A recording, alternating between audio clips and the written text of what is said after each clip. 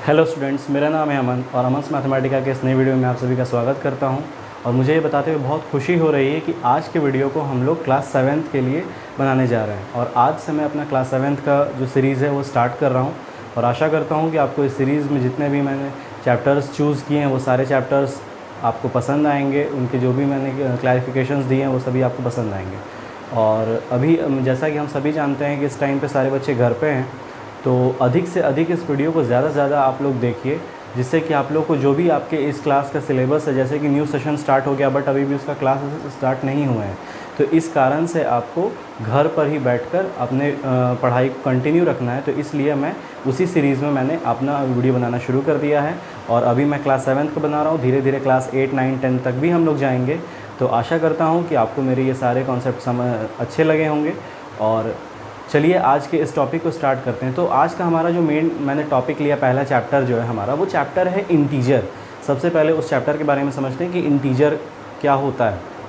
देखिए, सबसे पहले तो मैं आपको सब टॉपिक्स के हिसाब से अगर हम लोग बात करें तो सब टॉपिक्स से लेके मैं आपको चलता हूँ, जो वो आपके लिए ज़्यादा बेस्ट रहेगा। तो ताकि आपको जो प्रीवियस क्लासेस में आपने जो चीज़ें पढ़ी हैं वो सारी चीज़ें भी क्लियर हो जाएंगी और इस क्लास में अभी इंटीजर में क्या आ रहा है वो चीज़ें भी आपको क्लियर हो जाएंगी। तो चलिए आज के वीडियो को स्टार्ट करते हैं।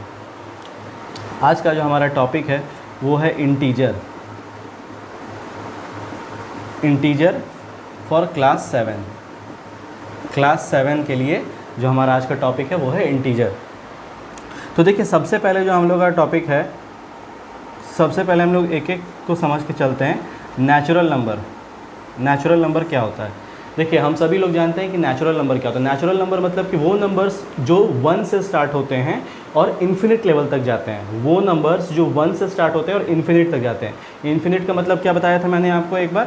इन्फिनिट का मतलब होता है अनंत। अनंत मतलब जैसे कि आसमान है, आसमान की ऊंचाइयों का कोई एक पता होता नहीं कि वो कहाँ तक जाके ख़त्म होगा, तो उसको हम लोग इन्फिनिट बोलते हैं। तो इन्फिनिट लेवल तक 1 से लेके इन्फिनिट लेवल तक जाएगा तो उसको कहते हैं नेचुरल नंबर। अगला है होल नंबर में ज़रा सा का अंतर होता है। होल नंबर या नेचुरल नंबर 1 से स्टार्ट होता है, होल नंबर 0 से होता है। 0, 1, 2, 3, 4 ऐसे करके स्टार्ट होता है और ये भी इन्फिनिट तक जाता है। ठीक है, तो ये हो गया नेचुरल नंबर, ये हो गया होल नंबर। अब ये दो चीज़ें आपको याद हो गई होंगी, वापस से रिकॉल हो गया होगा दिमाग में कि हाँ ऐसी चीज़ें हम लोगों ने पहले के क्लासेस में पढ़ रखी हैं। तो चलिए अब अपने अगला जो हमारा मेन टॉपिक है आज का वो है इंटीजर। इंटीजर के ऊपर चर्चा करते हैं कि इंटीजर क्या होता है। ठीक है, आप अपने दिमाग में इस दो डेफिनेशंस को रखिएगा ताकि मुझे समझाने में आसानी हो। तो मैं इधर से इरेज करता हूँ और आपको मैं शुरू से दिखाता हूँ कि देखिए अब इंटीजर क्या होता है। तो अब जो हमारा मेन टॉपिक है वो है इंटीजर, कि इंटीजर किस तरीके से होता है। तो देखिए, अभी हम लोग ने पढ़ा कि होल नंबर 0 से स्टार्ट होता है और इन्फिनिट लेवल तक जाता है, ये सारा क्लियर है। तो अब हम लोग क्या पढ़ रहे हैं कि 0 से राइट साइड में जब जाते हैं तो पॉजिटिव नंबर्स आते हैं, और अगर वही हम 0 के लेफ्ट साइड में चलें, 0 से भी छोटा लेफ्ट साइड में चलें, तो वहाँ पर निगेटिव में नंबर्स आएंगे और ये भी इन्फिनिट लेवल तक जाएंगे। ये भी जो हैं आपके नंबर्स इन्फिनिट लेवल तक जाएंगे। ठीक है, ये नंबर्स भी इन्फिनिट तक जाएंगे और पॉजिटिव में भी इन्फिनिट तक जाएगा। तो ये जो पूरा सेट होता है, यहाँ तक का, इस सेट को हम कहते हैं इंटीजर। क्या कहते हैं? इंटीजर। मतलब इंटीजर का मतलब क्या कि इंटीजर वो नंबर है जिसमें पॉजिटिव भी हो, निगेटिव भी हो और ज़ीरो भी हो। Zero is not neither positive nor negative. Zero जो है ना तो पॉजिटिव होता है ना तो निगेटिव होता है। ज़ीरो मतलब ज़ीरो होता है, मतलब कुछ नहीं होता है, वो ना तो पॉजिटिव होता है ना तो निगेटिव होता है। तो निगेटिव्स और पॉजिटिव और ज़ीरो के मिलने से इंटीजर बनता है। मतलब इंटीजर का मतलब कि हम लोग इंटीजर से सिंपली ये समझिए कि हर तरह के पॉजिटिव, निगेटिव और ज़ीरो जो नंबर होते हैं वो सारे उन सबको मिलाकर इंटीजर कहा जाता है। तो अब जो हमारा अगला वो टॉपिक है कि इंटीजर्स कितने तरह के होते हैं, तो वो समझने के लिए मैं आपको यहीं पर समझा रहा हूँ ईजिली कि देखिए इंटीजर्स जो होते हैं, पहला होता है पॉजिटिव इंटीजर। मतलब 1, 2, 3, 4 इस तरीके से। मैं इसको थोड़ा साफ लिख दे रहा हूँ ताकि आपको समझ में आए। 1, 2, 3, 4, 5, 6 इस तरीके से करके एंड सो ऑन, इस तरीके से बढ़ते चलेंगे आगे की ओर। तो ये हो गया पॉजिटिव इंटीजर। अब आप जब इधर की ओर आएंगे तो इधर की ओर आने में आपको यहाँ पर दिखेगा निगेटिव इंटीजर। ठीक है, ये आपको दिखेगा यहाँ पे निगेटिव इंटीजर। तो ये हो गया इधर का निगेटिव इंटीजर, और ये जो होता है ये होता है ज़ीरो। ये तो हम सभी को पता है कि ये होता है ज़ीरो। तो इधर क्या हो गया, पॉजिटिव इंटीजर हो गया, इधर क्या हो गया, निगेटिव इंटीजर हो गया, और ये क्या हो गया, ज़ीरो हो गया।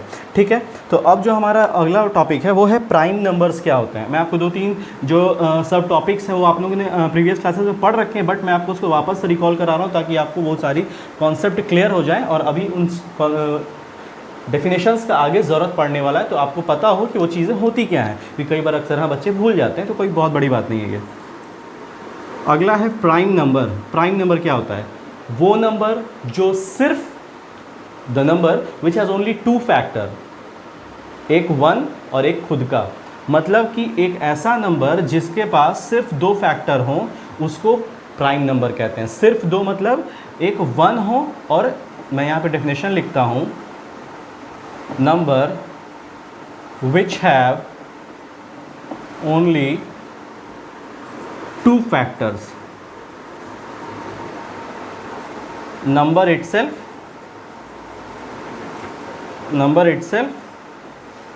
and 1। मतलब कोई भी एक ऐसा नंबर जिसके सिर्फ 2 फैक्टर हो, एक खुद हो और एक 1 हो, 2 ही हो, एक 1 हो और एक खुद हो। तो जैसे कि हम एग्जांपल लेते हैं, तो एग्जांपल में सबसे पहले हम लेते हैं 2। मैं सबसे छोटा प्राइम नंबर ले रहा हूँ 2। अब 2 का जो बताइए कि प्राइम फैक्टर क्या होगा। 2 का प्राइम फैक्टर एक, अगर 2 को हम चेक करते हैं उसके फैक्टर कौन कौन से हैं, तो 2 के देखिए फैक्टर 1 है और 2 है। 2 1 के टेबल में आता है और 2 के टेबल में आता है, उसके अलावा और किसी के टेबल में नहीं आता। तो ये हो गया फैक्टर। अब वैसे ही अगर हम ले लेते हैं 5 भी 1 के टेबल में आता है और 5 के टेबल में आता है। ठीक है, अब इसी तरीके से अब बहुत सारा मोस्ट इंपॉर्टेंट क्वेश्चन है कि 1, क्या 1 प्राइम नंबर है? No, 1 is not a prime number. क्यों? क्योंकि 1 जो होता है उसके सिर्फ एक ही फैक्टर होंगे ना। 1 तो सिर्फ 1 के टेबल में आएगा और किसी के टेबल में आएगा नहीं, तो इसलिए 1 को हम प्राइम नंबर नहीं कहते हैं। ठीक है, अगला जो हमारा हेडिंग है कंपोजिट नंबर, इसी का ठीक उल्टा, the number which have factor which have 2 और greater than 2 factors are called composite number. Composite number, a number which have 2 or more than 2 factors are called composite number. मतलब कि वो number जिनके 2 या 2 से ज़्यादा फैक्टर होते हैं उनको कंपोजिट नंबर कहा जाता है। मतलब वो नंबर जिनके 2 या 2 से ज़्यादा फैक्टर होते हैं। तो कोई भी एक नंबर ले लेते हैं, जैसे कि मैं एग्जांपल के तौर पे मैं आपको सबसे पहले एक 4 दिखा रहा हूँ। अब ध्यान से देखते चलिएगा, मेरा हर एक कॉन्सेप्ट को मैं डेप्थ में जाके समझा रहा हूँ ताकि आपको सब कुछ समझ में आए। 4 को अगर हम चेक करते हैं तो 4 किस किस के टेबल में आता है? 4 1 के टेबल में आता है, ठीक है, 4 2 के टेबल में आता है, 4 4 के टेबल में आता है। इस तरीके से करके इसके 3 फैक्टर हो गए। अगर हम बात करते हैं 18 का, तो 18 1 के टेबल में आता है, 2 के टेबल में आता है, 3 के टेबल में आता है, 4 में नहीं आता, 5 में नहीं आता, 6 में आता है, 6 के 7 8 9 में आता है, इसके बाद 10 11 12 इस तरीके से करके अब उसके बाद 18 में आता है। तो यहाँ पे आप ध्यान से देखिए कि देखिए ये 2 नहीं है, जिसके सिर्फ 2 होंगे उसको कहेंगे प्राइम नंबर, और जहाँ पर 2 से ज़्यादा होंगे उसको कहेंगे कंपोजिट नंबर। जहाँ पर 2 से ज़्यादा फैक्टर्स होंगे उसे क्या कहेंगे? Composite number. अगला जो हेडिंग है हमारा वो है addition and subtraction of integers. Addition and subtraction of integers. Addition and subtraction of integers, ठीक है, addition and subtraction of integers, ये आज का हमारा अगला टॉपिक है। तो अब इस पे आप थोड़ा सा एक ध्यान दीजिएगा। देखिए अभी तक हम लोग ने बचपन से ये चीज़ पढ़ा है कि 3 + 2 7 - 3, ये तो बहुत इजी है, अभी तक हम लोग सब लोग पढ़े हैं। इसी में थोड़ा सा चेंज कर दिया जाए। अगर यहाँ पर देखिए, जहाँ पर भी कोई जिस नंबर के आगे कोई साइन नहीं लगा होता वहाँ पे प्लस होता है, वहाँ पर प्लस का साइन लगा होता है। तो यहाँ पर कुछ नहीं है, तो यहाँ पे मान लीजिए प्लस है, और अभी मैं इसकी जगह माइनस लगा दूँ और यहाँ पर भी माइनस लगा दो। अब इसको कैसे सॉल्व करेंगे? तो इसको समझने के लिए हमें यहाँ पे मैं एक चार्ट बना देता हूँ। इस चार्ट से आप समझ जाएंगे। देखिए जो सेम साइन होते हैं उनको जोड़ने पर प्लस आता है और मल्टीप्लाई करने पर, जो सेम साइन होते हैं उनको जोड़ने मल्टीप्लाई करने पे प्लस आता है, जो अपोजिट साइन होते हैं उनको मल्टीप्लाई करने पे माइनस आता है। ठीक है, तो ये आप चार्ट अपनी कॉपी में बना लीजिए तुरंत फटाक से। और अब आगे चलते हैं। तो यहाँ पर देखिए ये माइनस और ये प्लस, ये दोनों अपोजिट साइन है, दोनों अपोजिट साइन है, तो दोनों को मल्टीप्लाई करने पर क्या आएगा? माइनस। दोनों को मल्टीप्लाई करने पर क्या आएगा? माइनस। यहाँ पर देखिए माइनस का साइन है। ठीक है, तो अब दोनों को यहाँ पे मल्टीप्लाई किया तो माइनस आ गया। तो प्लस माइनस माइनस होता है, इसलिए 3 में से 2 को यहाँ पे घटा देंगे तो आंसर क्या आएगा? 1। अब आता है बात, अभी मैं ये जो मेथड बता रहा हूँ आपको, ये सिर्फ एडिशन और सब्ट्रैक्शन में लगता है। ये रूल सिर्फ एडिशन और सब्ट्रैक्शन में लगता है, और अभी आगे जब आएगा तो मैं आपको बताता चलूँगा। माइनस और प्लस को अगर हम मल्टीप्लाई किए तो माइनस आया, तो हमने यहाँ पे 1 लिख दिया। अब साइन, आंसर में साइन किसका लगेगा? बड़े वाले का साइन लगेगा। जो बड़ा वाला आंसर नंबर होगा उसका साइन लगेगा। वैसे ही इधर अगर आते हैं तो माइनस माइनस को अगर हम मल्टीप्लाई करेंगे तो क्या आएगा? प्लस। तो 7 और 3 को हम जोड़ देंगे, यहाँ पे दोनों को जोड़ देंगे, ऐड कर देंगे, तो माइनस माइनस हो गया प्लस, 7 और 3 जुड़ गया। अब बड़े वाले का साइन क्या है? माइनस, तो यहाँ पे हो गया -10। ठीक है, आशा करता हूँ आपको समझ में आ रहा होगा। 2 एग्जांपल्स और लेता हूँ मैं, ताकि आपको ये अभी फर्स्ट अटेम्प्ट है तो इसलिए आपको ज़्यादा क्लियर होगा। और हाँ, मैं आप सभी को एक बात और बताना चाहता हूँ कि अभी इस वीडियो के बनने के बाद मैं कोशिश करूँगा कि मैं आपको इसी लेसन के एक्सरसाइजेस पर भी क्वेश्चन सॉल्व करके आपके सामने प्रैक्टिकली यहाँ पर दिखा पाऊँ। बहुत ज़्यादा क्वेश्चंस तो मैं नहीं करूँगा, बट मैं शॉर्ट लिस्टेड करके आपको क्वेश्चंस छांट कर निकाल के आपको सॉल्व करके यहाँ पर दिखाऊँगा, और उसका भी मैं एक वीडियो बहुत जल्दी से जल्दी रिलीज़ कर दूँगा। ठीक है, चलिए अब अपना अगला वो करते हैं, एग्जाम्पल लेते हैं। देखिए -6 -9 +7 -3 -13 +2। देखिए दोनों सेम साइन है, तो इसका मतलब दोनों का क्या होगा? प्लस होगा। सेम साइन वाले क्या होते हैं? प्लस होते हैं। तो 9 6 15। अब बड़े वाले का साइन लगा दीजिए, बड़ा वाला 9 है, -15। यहाँ पर आएंगे तो यहाँ अपोजिट साइन है, दोनों को माइनस करेंगे, तो प्लस माइनस माइनस होता है, 7 में से 3 गया 4 बचा। बड़े वाले का साइन क्या है? प्लस। तो प्लस के साइन को मैंने क्या बोला कि आप जब प्लस अकेला यहाँ पे है तो प्लस आप लगा भी सकते हैं और नहीं भी लगा सकते हैं, जब आंसर में की बात की जाए तो। वैसे ही यहाँ पर है -13 +2, माइनस प्लस माइनस होता है, तो 13 में से 2 गया तो बचा 11, और बड़े वाले का साइन लग गया यहाँ पे माइनस। तो इस तरीके से हमारा ये भी क्लियर हो गया। ठीक है, तो आशा करता हूँ कि आपको एडिशन और सब्ट्रैक्शन ऑफ इंटीजर्स से कुछ भी डाउट क्लियर हुआ होगा, और अगर क्लियर हुआ हो तो कमेंट बॉक्स में लिख के ज़रूर बताएं कि हाँ, हमें ये कॉन्सेप्ट क्लियर हो रहा है। ठीक है, अगला जो है हमारा, अब मैं आपको जो चीज़ें समझाने जा रहा हूँ, अब आप ध्यान से सुन लीजिए मेरी बातों को, कि अब मैं आपको जो चीज़ें इंटीजर्स में समझाने जा रहा हूँ वो सारे प्रॉपर्टीज़ हैं। प्रॉपर्टीज़ में क्यों समझा रहा हूँ? देखिए प्रॉपर्टीज़ में इसलिए समझा रहा हूँ क्योंकि अगर हमें प्रॉपर्टीज़ नहीं पता होंगे इंटीजर के तो बहुत हार्ड होगा किसी क्वेश्चन को सॉल्व कर पाना, बहुत ज़्यादा हार्ड होगा। तो मैं आपसे अभी भी बोल रहा हूँ, अभी भी अगर आप कॉपी लेके नहीं बैठे हो, तुरंत से कॉपी या पेन लेके बैठो, और मेरे हर एक प्रॉपर्टी को मैं जितने इजी वे में यहाँ पे समझा रहा हूँ और लिख के दिखा रहा हूँ, आप तुरंत तुरंत तुरंत तुरंत उसको नोट डाउन करो, उसको रिपीट करो, वापस से उसको घर पे अकेले बैठे हो तो वापस उसको याद करो, समझो कि कैसे कैसे कैसे कैसे प्रॉपर्टीज़ होते हैं, और उसके बाद जब मैं आपको क्वेश्चन बताऊंगा इस पूरे लेसन से, तो वो सारा क्वेश्चन आपको एकदम बिल्कुल क्लियरली समझ में आता चलेगा। ठीक है, तो हमारा जो हमारा सबसे पहला प्रॉपर्टी है वो है क्लोजर प्रॉपर्टी ऑफ एडिशन।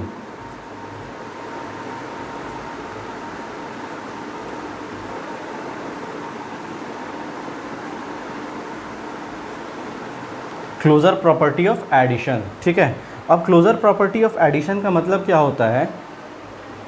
किन्हीं दो इंटीजर्स का सम जो होगा वो हमेशा इंटीजर ही होगा। तो यहाँ पे मैं लिखता हूँ कि the sum of two integer is always be integer. The sum of two integer is always be integer. The sum of two integer is always be integer. तो मतलब कोई भी दो नंबर्स हैं उनका अगर हम सम करते हैं, कुछ भी, जैसे मैं एग्जांपल अगर ले लेता हूँ यहाँ पे ये, तो अब आप बोलोगे सर यहाँ पे माइनस लग गया, चलिए हटा देते हैं इसको माइनस। यहाँ पे 3 4, ये भी 7 भी इंटीजर ही है। मैंने आपसे क्या बोला था पहले कि इंटीजर क्या होता है? Positive, negative, zero. तो जब भी आंसर में पॉजिटिव नंबर आए, चाहे निगेटिव नंबर आए, चाहे जीरो आए, तो वो सारा तो ऑब्वियसली इंटीजर ही कहलाएगा। तो अब ये क्लियर हो गया हमारा, ये पहला जो प्रॉपर्टी था। दूसरा है commutative law of addition. Commutative law of addition,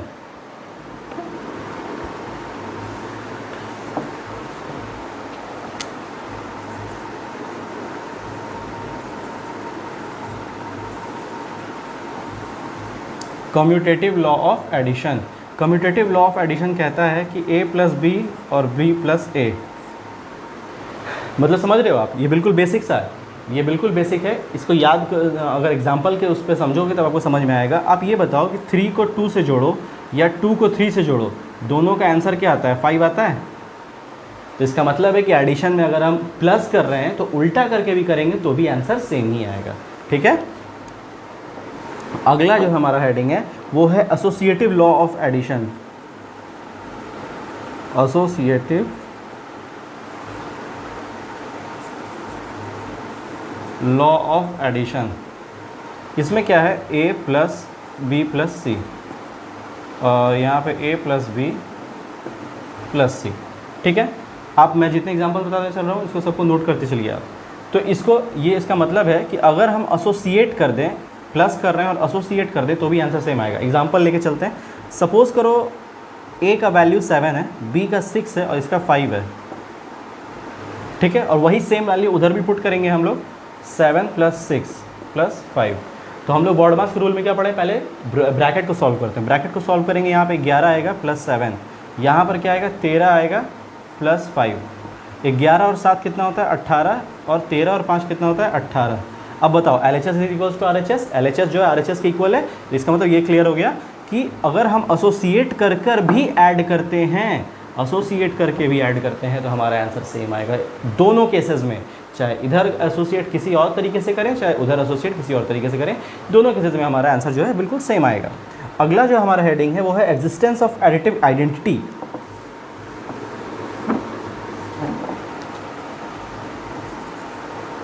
existence of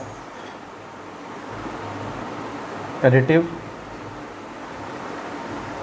identity, इसमें क्या बोला गया है कि देखिए, जब हम किसी नंबर को 0 से जोड़ते हैं या 0 से किसी नंबर को, इंटीजर की बात कर रहा हूँ मैं, where a is integer, where a is integer, when we add any integer to 0 or 0 to any integer, the answer will always be integer, the answer will always be integer।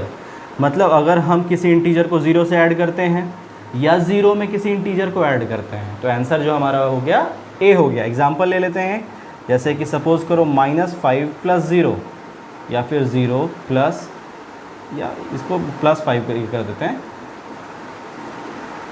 Answer क्या आएगा? 5 में 0 जोड़ेंगे तब भी 5 आएगा, 0 पे 5 जोड़ेंगे तब भी 5 ही आएगा। तो ये क्लियर हो गया कि ये हमारा एग्जिस्टेंस ऑफ एडिटिव आइडेंटिटी क्या है कि a plus 0 plus is equals to 0 plus a is equals to a होता है। अगला जो है हमारा वो है existence of additive inverse. Existence of additive inverse मतलब क्या, मैं आपको बता रहा हूँ। देखिए, एडिटिव इनवर्स मतलब क्या कि अगर आप एक इंटीजर ले रहे हो, उसमें अगर आप उसी इंटीजर का उल्टा इनवर्स को, अगर प्लस a ले रहे हो, माइनस a को अगर आप ऐड करते हो, या माइनस a में प्लस a को ऐड करते हो, in the both cases the answer will be 0, the answer will be 0। Why? Plus minus क्या होता है? माइनस होता है, मैंने अभी पहले बताया था। तो a से a जो है कट जाएगा। तो मैं एग्जांपल ले लेता हूँ, 5 ले लिया, 15 ले लो, आप यहाँ ले लो -15। तो 15 और -15 इन दोनों को जब सॉल्व करेंगे तो ये माइनस प्लस माइनस माइनस होता है, 15 और 15 किया, कितना बचा? 0 हो गया। तो इस तरीके से वैसे यहाँ पर भी हो जाएगा, -15 plus 15 is equals to 0, -15 plus 15 हो गया, दोनों एक दूसरे से कट गया, 0 हो गया। हमेशा याद रखना कि अगर सेम साइन, सेम नंबर के अलग अलग साइंस के नंबर, जैसे +4 -4, तो वो दोनों हमेशा कट जाएंगे और आंसर क्या आएगा? 0 हो जाएगा। ठीक है, तो ये भी क्लियर हो गया। अगला हेडिंग है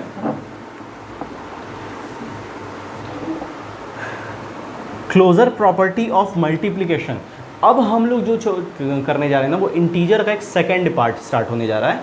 अभी तक मैंने आपको जो बताया था वो सारा था एडिशन और सब्ट्रैक्शन के ऊपर। अभी मैंने जितनी प्रॉपर्टीज आपको बताई, मैंने हर जगह एडिटिव लिखा था, एडिशन लिखा था, बट आप उसको सब्ट्रैक्शन में भी फॉलो करोगे, क्योंकि इंटीजर के अंदर क्या प्लस और क्या माइनस दोनों के रूल्स इक्वल होते हैं, तो कोई अंतर नहीं है उसका।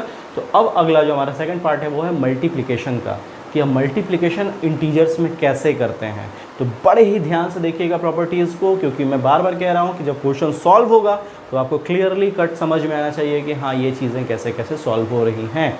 तो इसलिए स्टार्ट करते हैं। हमारा है पहला है closure property of multiplication. Closure property of multiplication. Closure property of multiplication क्या है? जब हम किन्हीं दो इंटीजर्स को आपस में मल्टीप्लाई करते हैं then the product will always be integer. जब हम when we multiply two integers the product will be integer. कि प्रोडक्ट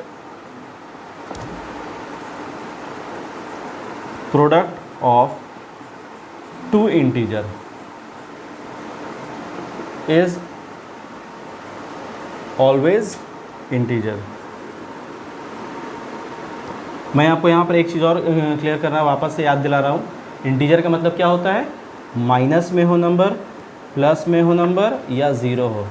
माइनस में हो, पॉजिटिव में हो, निगेटिव में हो, या ज़ीरो हो, तो उसको इंटीजर कहते हैं। तो जब किन्हीं भी दो इंटीजर्स को आपस में मल्टीप्लाई करते हैं तो जो प्रोडक्ट आता है वो हमारा क्या होता है? वो ज़ीरो होता है, वो इंटीजर होता है। वो प्रोडक्ट भी हमारा इंटीजर ही कहलाता है। अगला जो है हमारा वो है commutative law of multiplication. Commutative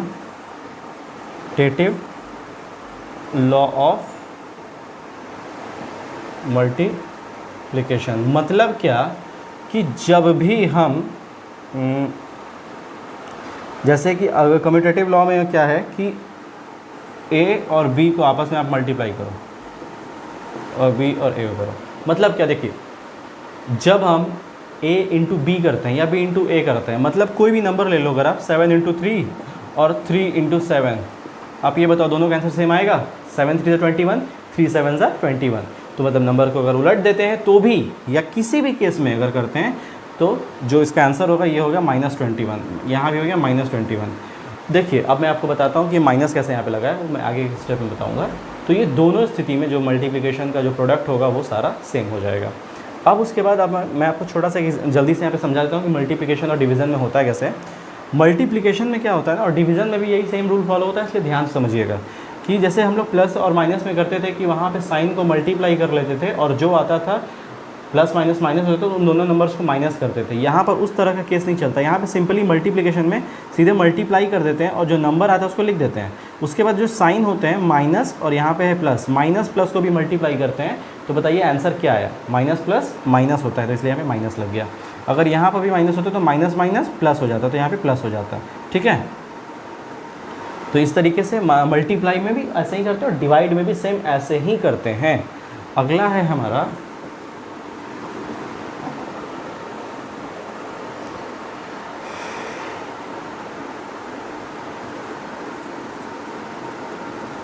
associative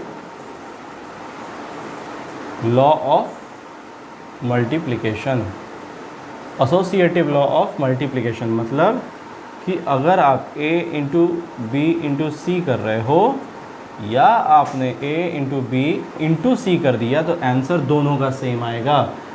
जैसे हम a को ले लेते हैं 3, 2 और 1, यहाँ लेते हैं 3 इंटू 2 इंटू 1। तो यहाँ आप ध्यान से देखिए, ब्रैकेट को पहले सॉल्व करेंगे। 3 इंटू 2 6, 2 इन 1 2, और यहाँ पे ये 3 इंटू 2 हो गया, तो यहाँ पे ये 1 हो गया, इधर भी 6 हो गया, 3 इंटू 2 इधर भी 6 हो गया। तो इन द बोथ केसेस आंसर जो है हमारा वो इक्वल आएगा। कितना भी एसोसिएट करके हम करें आंसर दोनों केसेस में इक्वल आएगा, चाहे किसी भी तरीके से एसोसिएट करके करें मल्टीप्लिकेशन में। ठीक है, अगला है distributive law of multiplication over addition.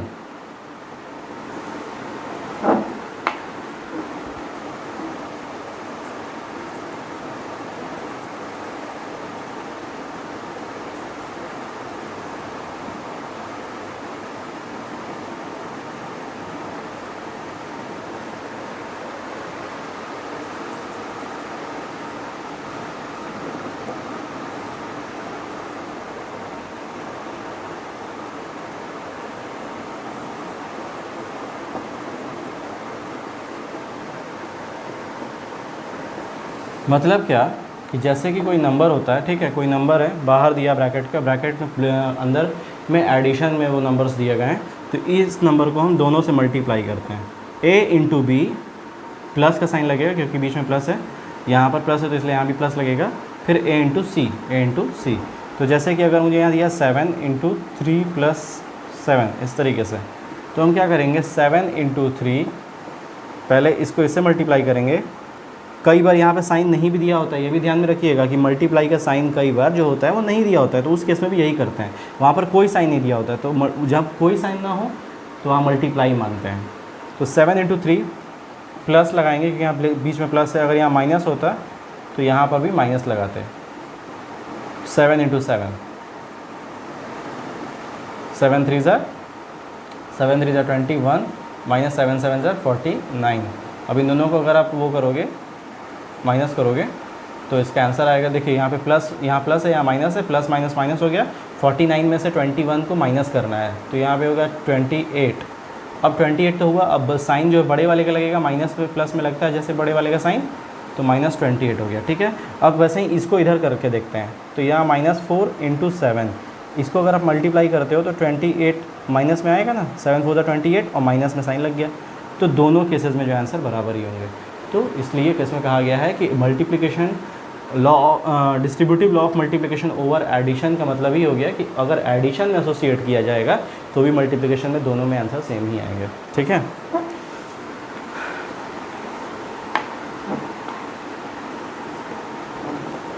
अगला जो हेडिंग है हमारा वो है existence of multiplicative identity. Existence of multiplicative identity. Existence of multiplicative identity, इसके मतलब उसमें मतलब क्या है कि जब हम किसी 1 या 1 से a को मल्टीप्लाई करेंगे तो इंटीजर ही आएगा। जब किसी इंटीजर से 1 को मल्टीप्लाई करोगे या फिर 1 से उसी इंटीजर को मल्टीप्लाई करोगे तो भी आंसर इंटीजर में ही आएगा। 3 इंटू 1 करो या फिर 1 इंटू 3 करो, दोनों केस में आंसर क्या आएगा, 3 आएगा। ये क्लियर हो गया। अगला है हमारा एग्जिस्टेंस ऑफ मल्टीप्लिकेटिव इन्वर्स। ये तो आप सभी जान रहे हो, इन्वर्स सुनते ही याद आ गया कि इन्वर्स मतलब उल्टा। जैसे कि a है, मल्टीप्लिकेटिव इन्वर्स का मतलब देखिए दूसरा होता है। मैं अभी आपको 2 टर्म्स बताऊंगा। हम लोग पहले उसमें हेडिंग में पढ़े थे एडिटिव इन्वर्स, दूसरा पढ़ रहे हैं मल्टीप्लिकेटिव इन्वर्स, और हम लेकिन इसमें मल्टीप्लिकेटिव इन्वर्स में देखिए मैं आपको यहीं पर बता देता हूँ। एडिटिव इन्वर्स का मतलब होता है, एडिटिव इन्वर्स मतलब किसी भी नंबर में -1 का मल्टीप्लाई को करने को कहते हैं एडिटिव इन्वर्स। और मल्टीप्लिकेटिव इन्वर्स, मल्टीप्लिकेटिव इन्वर्स जो कि ये है, इसको हम रेसिप्रोकल के नाम से भी जानते हैं। रेसिप्रोकल मतलब उल्टा करना। a अपॉन b को हम b अपॉन a लिख देते हैं। a अपॉन b को b अपॉन a लिख देना, मतलब अगर ये a है तो यहाँ पे कुछ नहीं, तो यहाँ पे अपॉन 1 है, तो a अपॉन 1 को 1 अपॉन a लिख दिए। तो कहा गया है कि अगर हम मल्टीप्लिकेटिव इसमें ऐसे मल्टीप्लाई करेंगे तो भी ये दोनों आपस में कट जाएगा और आंसर क्या आएगा, 1 आएगा। आंसर हर केस में आएगा 1। तो मतलब ये क्लियर हो गया कि दोनों मल्टीप्लिकेटिव इन्वर्स में अगर हम मल्टीप्लाई करते हैं तो आंसर हमारा क्या होगा, हमेशा के लिए वो 1 हो जाएगा। अगला जो है हमारा हेडिंग है वो है property of zero. Multiplicative property of zero.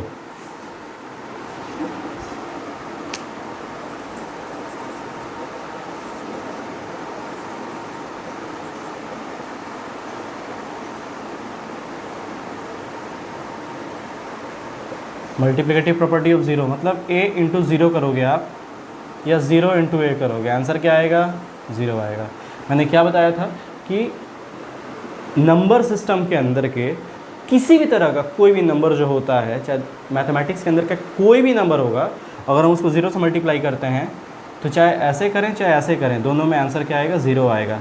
तो 9 इंटू 0 करो या 0 इंटू 9 करो, आंसर दोनों केस में 0 ही आएगा। 0 9 0, 9 0 0, ठीक है। ये क्लियर हो गया। बस अब आज के लिए इतना ही। और अब एक लास्ट बार मैं आपको फिर से एक बार रिपीट करके मल्टीप्लिकेटिव और एडिटिव आइडेंटिटी का मतलब समझा देता हूँ। इन्वर्स का एडिटिव इन्वर्स। एडिटिव इन्वर्स मतलब जैसे मैंने आपको दिया 3, मैंने बोला इसका एडिटिव इन्वर्स लिखिए, तो क्या करेंगे आप 3 में मल्टीप्लाई करेंगे -1 का, जो आंसर आएगा वही इसका एडिटिव इन्वर्स कहलाएगा। ठीक है, वैसे ही मल्टीप्लिकेटिव इन्वर्स, मल्टीप्लिकेटिव इन्वर्स, इसमें क्या करेंगे आप, इसमें जैसे जो नंबर होगा 7/2 तो इसको 2/7 कर देंगे, उसको ठीक उल्टा कर देंगे, बस यही अंतर होता है। तो आज के इंटीजर के जितने भी मैंने सब टॉपिक्स तैयार किए थे वो सारे क्लियर हो गए, और आशा करता हूँ कि आपको जितने भी मैंने सब टॉपिक्स बताए वो सारे क्लियर हुए गए होंगे।